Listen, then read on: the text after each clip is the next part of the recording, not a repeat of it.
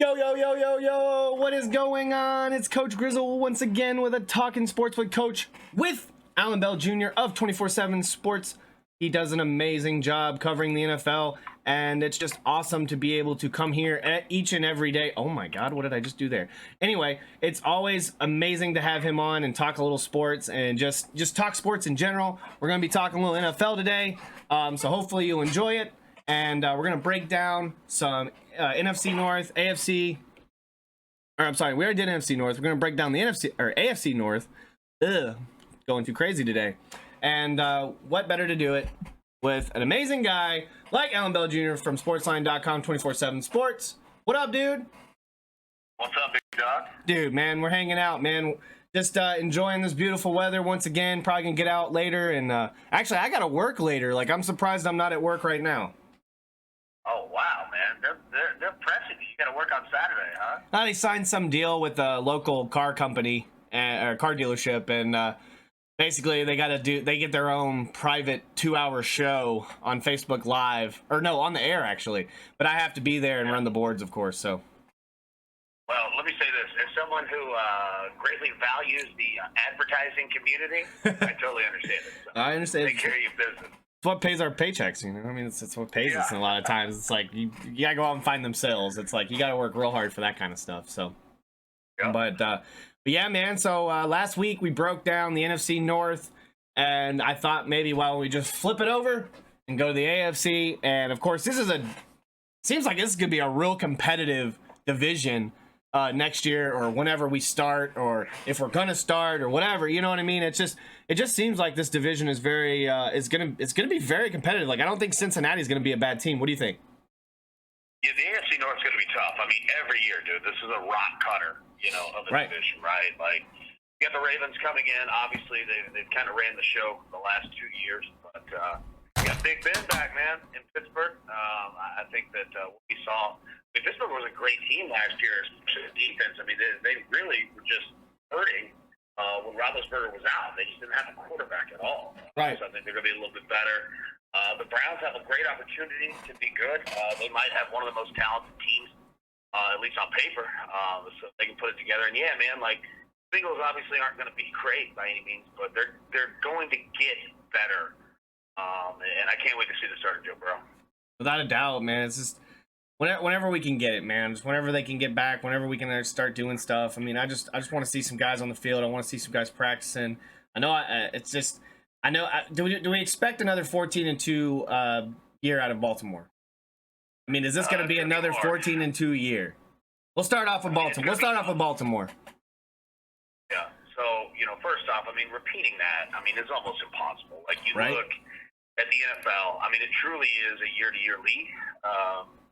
It's just hard to repeat that. But look what Baltimore has. I mean, they're pretty much returning everyone. Yeah. They've got a schedule that is incredibly fair and decent to them. They don't leave the Eastern time zone after week 2. Yeah. Think about that. Wow. Right? Like that's incredible, right? And again, I'm not saying that it's easy by any means, but being able to do that, I mean, they're going to be a force, dude. Like, they're going to be a good team. Well coached with John Harbaugh.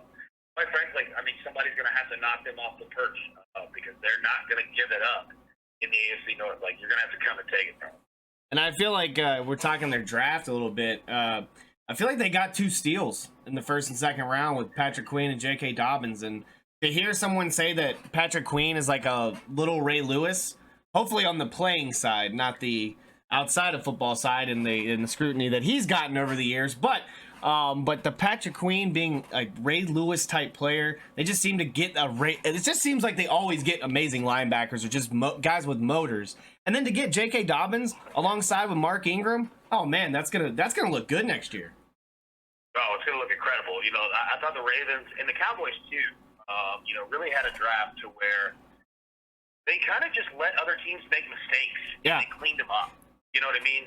I think J.K. Dobbins is a perfect example of that. I mean, think about that. Like, think about the offense that they have coming back, right? Right. Now you're going to pair J.K. Dobbins with Mark Ingram. Like, dude, good luck. And Lamar Jackson back there obviously doing his thing too. And then you're right. I mean, getting Patrick Queen, like, I mean, they have wrapped up, ever since literally the team existed from SEC defense, SEC linebackers, Alabama specifically. You know what I mean? So yeah, I mean Baltimore, they did a job. They took care of it. They're gonna be a force, man. Yeah, it's gonna look real nice next year. I mean, I think even with the Calais Campbell, I mean, in addition of him as well, like that's just gonna be that seemed like they almost cheated. Mm-hmm. I mean, that's just an extra guy. They're gonna be good, man. Yeah, plug and play guy. All right, so let's talk a little bit about Cincinnati. So the Bengals. I mean, dismal season last year, 2-14. They go out and get Joe Burrow, of course. I mean, they're the first pick. You're going to get Joe Burrow no matter what. Or according to Roll Tide Wire, they said that Tua Tagovailoa was the first quarterback taken in the draft. I don't think they did enough research, but it was Joe Burrow, of course. And then they went out and got a wide receiver in T. Higgins. I mean, why would nobody draft T. Higgins in the first round? I know, man. Like, every SEC fan, you know, has seen T. Higgins do his thing at Clemson. Obviously, he's from Oak Ridge. So I've seen and known about this kid for a while, you know, here in Tennessee. I mean, they nailed it. I mean, Joe Burrow, T. Higgins, start off, and you get Wilson, and keep down the list. Cincinnati, like I said, man, they're going to be an intriguing team. Like, they need a lot of help everywhere, right? Like, don't expect, you know, an immediate turnaround from them. But, you know, it's all about, like, to use Tennessee as an example, when Peyton Manning went to the Indianapolis Colts, right, as a rookie. So he goes in, starts, you know, immediately, and you could tell that team was terrible, right? Like, Peyton Manning still holds the NFL rookie record for most interceptions thrown, right? But he saw what the team wanted to be, and, you know, I think the next year I think the next year they went to the playoffs. You know, so it's all about just building around Burrow, building around Higgins, building around AJ Green, you know, the existing talent they have, and just getting better. Now, it's going to be tough for them schedule-wise, you know, because they start for their first 6 games off the road, okay? So it's going to be a brutal start, but it kind of evens out, right? Like, coming off the bye week, they're going to have 6 straight games against teams that missed the playoffs last year. So you're going to see a little bit. It might be kind of similar to what we saw in Arizona last year, where you don't think much of them to begin with, but then you kind of see them a little bit, you see them work here and there, and then at the end of the year, you're looking like, okay, this team is actually getting better, you know, so it's going to take a little time. The NFL's tough. I mean, Joe Burrow's a stud. He might have had one of the greatest years college football we've ever seen last year, but this is the NFL, man, and it's going to be hard every week, but you know what, if they can just kind of just show incremental gain, you know, week to week, I think their fans will be happy. And that's the thing where you were talking about with AJ Green.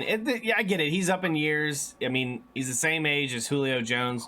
We're seeing these great talents. I think Julio Jones has had, you know, a little bit safer season. He hasn't been as injured as much as AJ Green has. But to see, like, last year, just AJ Green miss an entire season like that, pretty much, it just sucks because he hasn't. I mean, there hasn't been any production the entire time he's been in Cincinnati. And a guy like Ocho Cinco, who like moved around and like got to play for other teams, I want to see a guy in AJ Green go to the Patriots or somewhere and win a championship, because this is a guy that's, I mean, it's kind of like over in Arizona with Larry Fitzgerald. It's like a guy that is going to be a Hall of Famer and probably never win a championship. And I'm sad to say this as a Falcons fan, Julio Jones might not ever either. Yeah, it's hard, dude. Like, winning a title is hard. I think Steele would probably love seeing AJ Green go to the Patriots. Right. It's yeah. Like, look at that! Shout out to Steele. He's had such an odd, you know, career, right? And that's the tough part about going to a place like the Bengals, where they've pretty much been in a rebuild, you know, ever since, you know, he got there, and it's just hard, man. And you want to see the guy healthy because we all know what he can do. But man, it's just tough, man. Sometimes careers go that way. I hate it for him. You know what? If he can come, you know, be healthy this year, play, help Joe Burrow, help the young receivers by taking, you know, secondary players off of them. You know, it can certainly help him. Yeah, I mean, I want to see something out of this team. I mean, I've always enjoyed just seeing what they've gotten. And I get it. They, like, a lot of times they have problems. They always seem to draft like problem guys, and it just never seems to ever work for the Bengals. And I mean, just a team that has, I really do like their jerseys and their helmets. I really do enjoy watching them play. I would just like to see them turn it around. So it would just be nice to see something like that. So let's go on. Let's leave Cleveland for last, and we'll go on to Pittsburgh.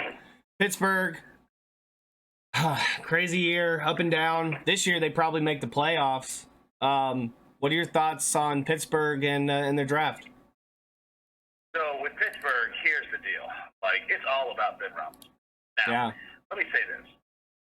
The Pittsburgh Steelers, throughout history, of the NFL, there might not be a team that historically has drafted better than Pittsburgh. Just overall. I mean, they have just crushed it. Green Bay is certainly up there as well. Right. But they seem to go find guys that can just plug and play. Right? And it might not always be guys that the world, is familiar with. But pretty soon they become people that the world is familiar with, right? So, watch out for a guy like Chase Claypool, the second-round pick. Like, no one, and I implore anyone to go out and look at the historical draft of the wide receiver position.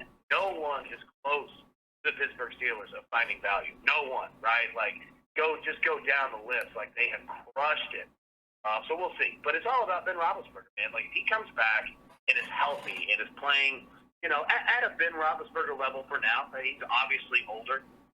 But if he's out there playing, I mean, what their defense did last year. Right. Minka Fitzpatrick was a stud addition. I mean, that guy, at one point, he went over to Pittsburgh. He had more turnovers than the entire Dallas Cowboys team, right? Like this guy was all over the ball last year. The defense was stud. And I think they were, one game out from making the playoffs last year with a guy named Duck at quarterback. Duck Hodges, baby. That's how good. I mean, it's the Steelers, man. They're going to be well coached. Mike Tomlin coaches smart, but he coaches aggressive. No team in the NFL will, attempt more two-point conversions than they do. He plays aggressive. He plays to the style of that city and that team. So, not to go on and on, but I think the Pittsburgh Steelers are going to be better than people think. The hard part is that you're just in a tough division, man. Like, it's just hard. You got to play Baltimore twice. You got to play Cleveland twice. And, I look at the AFC North a lot like the SEC West in the sense of this. Like, it truly is that cliche of, like, throw record books out. Throw the records out. You know what I mean? Like, even if Auburn's having a down year and Alabama's having a big year, like, there's no easy win. You know what I mean? Like, those teams hate each other. Yeah. They've been hating each other for a long time. There's a lot of big rivalries. Man, I think that there's certainly going to be a wild card potential team. And we talk a little bit about, their second round pick, Chase Claypool, a wide receiver out of Notre Dame.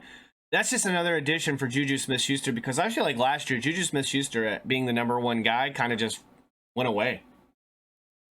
Yeah, it was tough. I mean, you couple with the quarterback losses, it helps. No quarterback play whatsoever. Right. And two, think about this, man. Like, and this is nothing against Juju, because I think he's obviously a stud, but it's hard to be the number one. Right. Right? Like, it's truly hard to do. You have to have not only an unbelievable skill set, but you have to have people around you.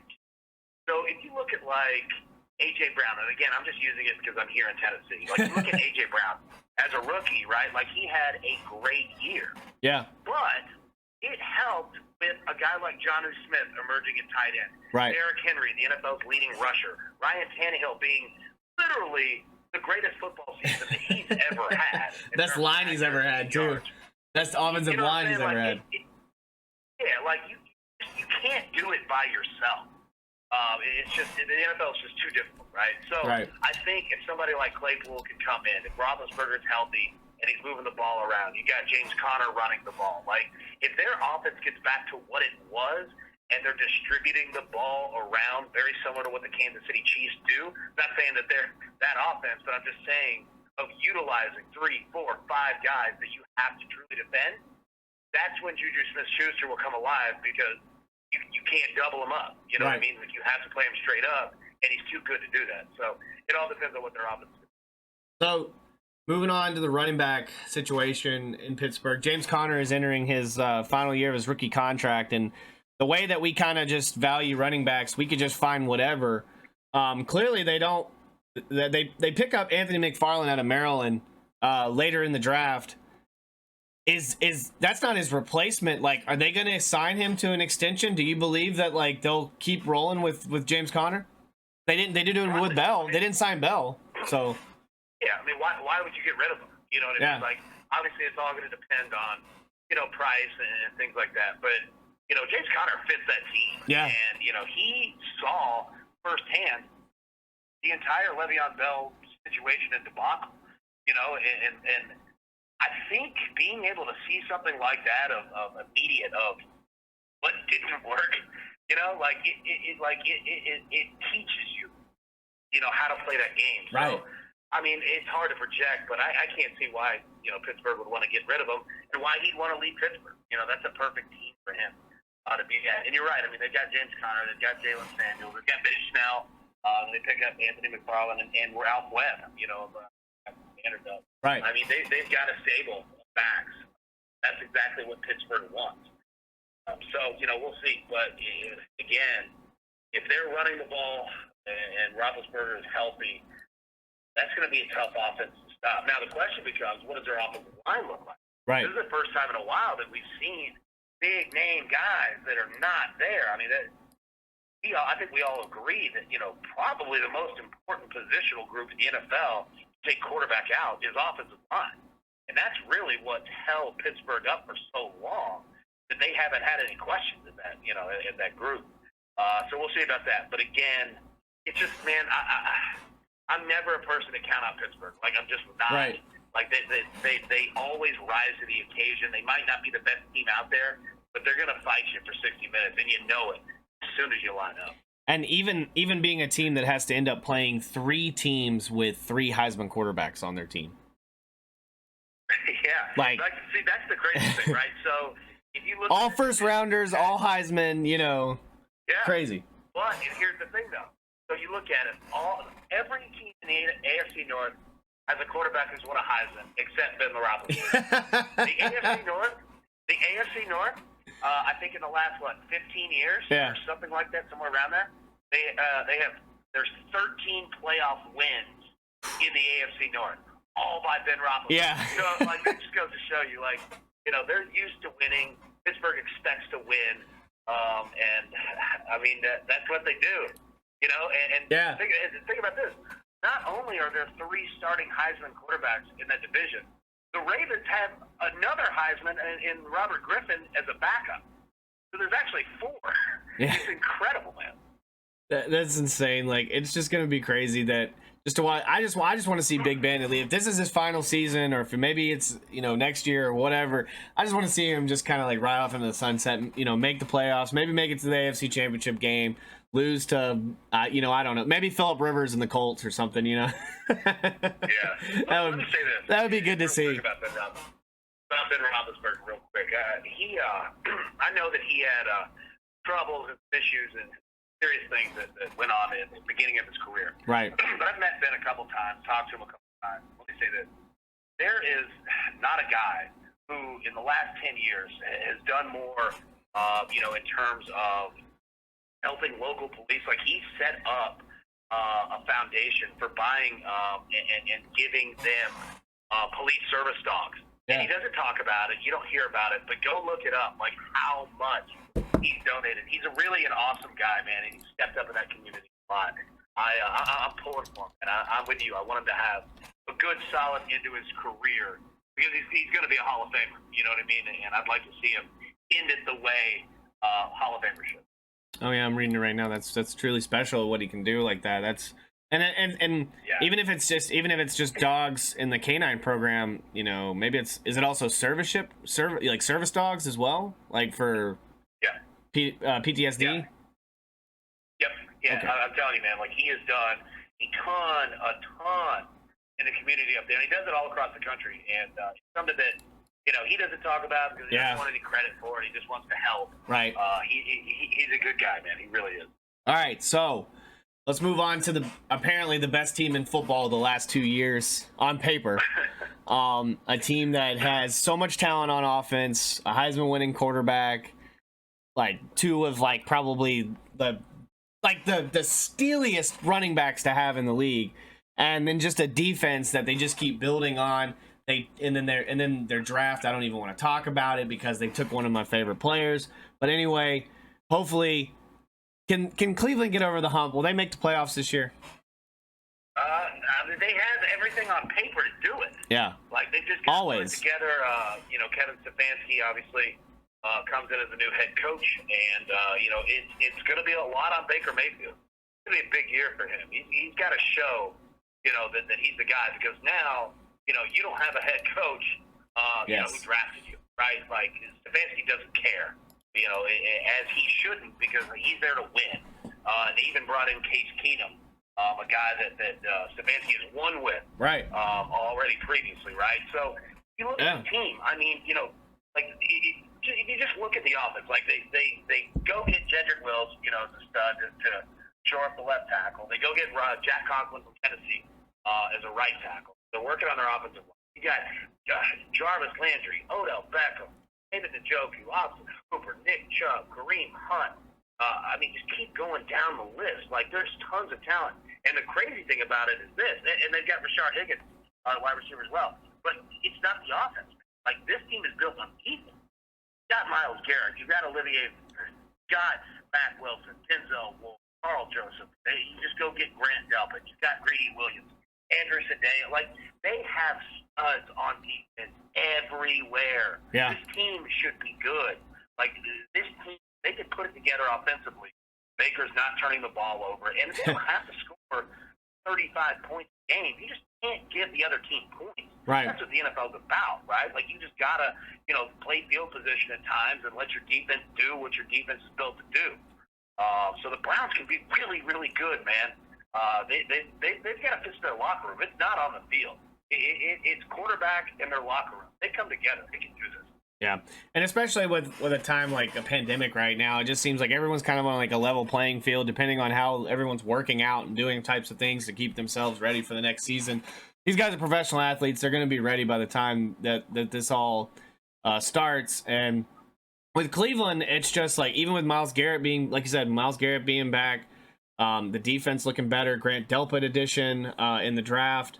Went after Jordan Elliott out of Missouri. And just to pull a Jacob Phillips guy, even LSU guys just seem to just pour it into the draft. I mean, what was it, like 15 to 20 something draft picks? I mean, so it's going to be nice to watch Cleveland, just be a little bit better. And like I said, I enjoy Cincinnati.